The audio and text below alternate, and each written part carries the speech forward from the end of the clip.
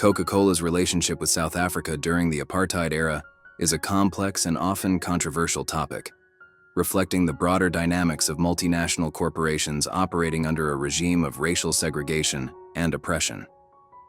Here's a breakdown based on historical records and analysis. Coca-Cola began its presence in South Africa in 1928, establishing a bottling plant in Johannesburg. By the time apartheid was formalized in 1948, the company had already embedded itself in the market. Unlike some firms that fully withdrew during the height of apartheid due to international pressure, Coca-Cola adopted a strategy of adaptation rather than exit.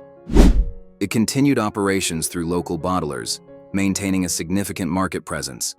By the 1990s, it reportedly held around 75% of the soft drink market in South Africa. During apartheid, Coca-Cola faced criticism for not fully disengaging from a system that enforced racial inequality. The anti-apartheid movement, both within South Africa and globally, called for boycotts and divestment from companies operating in the country. In response, Coca-Cola did not leave outright, but instead divested its direct ownership in 1986, selling its South African subsidiary to local investors and shifting to a franchise model. This allowed the brand to persist via independent bottlers, notably the South Africa-based Coca-Cola Sabco, Southern and East African Bottling Company.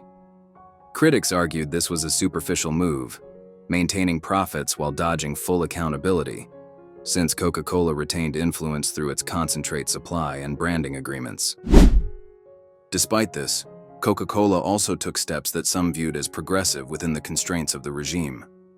From the 1970s, it implemented equal pay policies for its black and white workers in South Africa, a rarity under apartheid's labor laws, which mandated wage disparities. The company claimed to employ over 4,500 workers by the late 1980s, with 85% being black, and offered training programs that defied some segregation norms. In 1982, Coca-Cola pledged support for the Sullivan Principles, a US-initiated code encouraging fair employment practices in South Africa, though compliance was often seen as uneven across multinationals. On the flip side, Coca-Cola's presence arguably bolstered the apartheid economy. Its tax contributions and job creation indirectly supported a government enforcing brutal policies.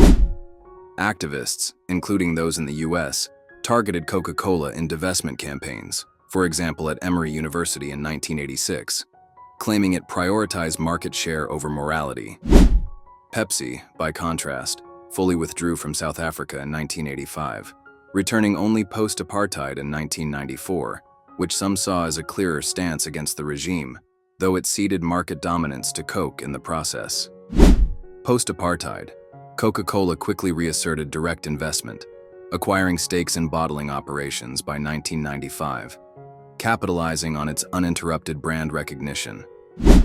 This resilience partly explains its dominance over Pepsi, which struggled with multiple failed re-entries, for example 1997 and 2014. A 1987 New York Times piece noted Coca-Cola's ability to weather the storm of sanctions, while a 2022 South African survey still showed it commanding 90% brand preference, suggesting its apartheid-era strategy paid off long-term.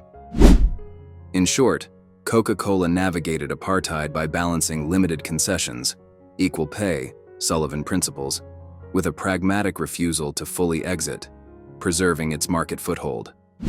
This drew both praise for workplace reforms and condemnation for sustaining an oppressive system. Its story reflects the murky ethics of corporate engagement with unjust regimes, neither fully complicit nor entirely defiant.